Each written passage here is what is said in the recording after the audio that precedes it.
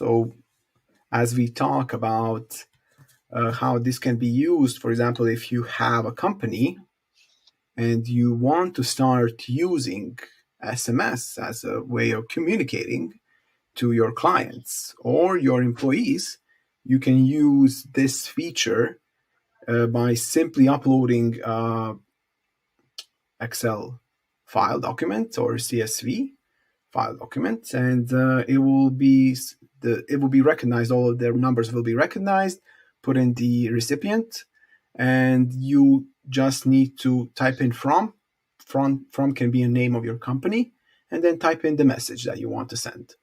It's quite easy. All you need to do is actually 3 steps. 4 if you count in the account for 46 Elks. Yeah.